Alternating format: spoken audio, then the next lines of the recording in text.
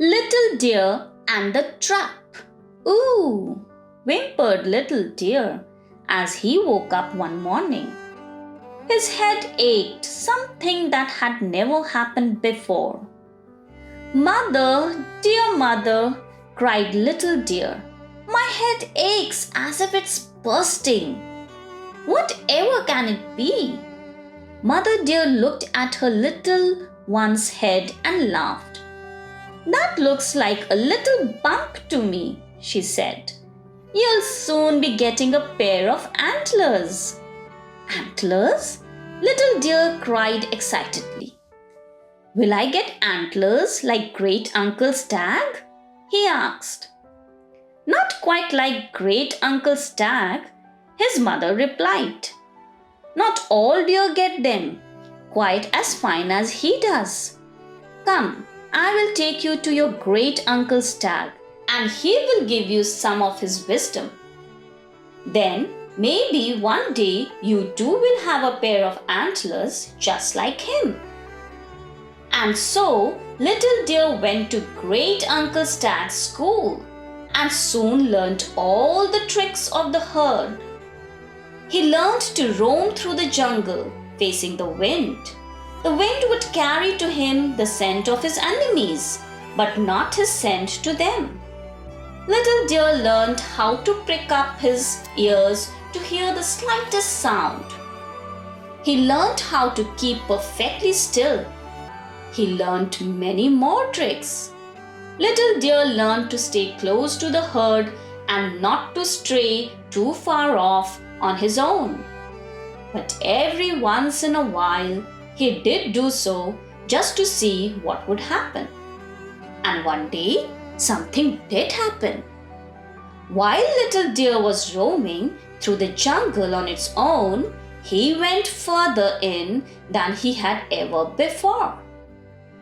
There he saw some tender plants. Surely they are greener and juicier than anything I have had before, thought Little Deer. He nibbled at the leaves of a bush. They were tasty. Little Deer went closer to get at the tender leaves, when suddenly he was caught by something cold and hard.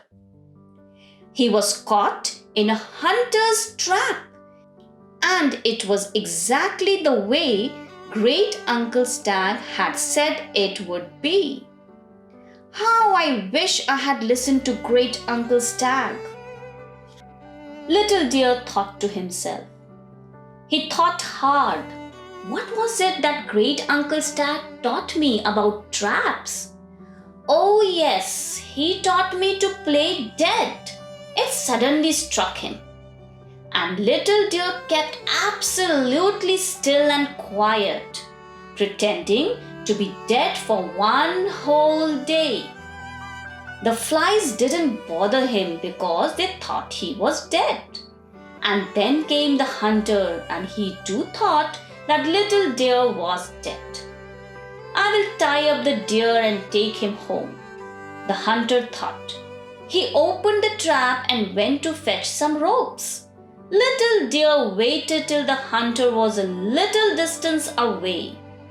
Then he leapt high in the air and ran away. Hey, hey, the hunter shouted.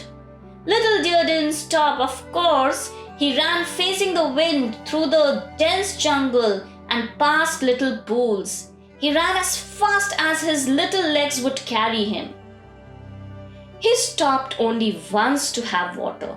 He bent down at the edge of a pool, and as he did, so he saw his reflection. Then he saw that he had started growing a fine pair of antlers. Little Deer was so happy. He ran straight back to his herd.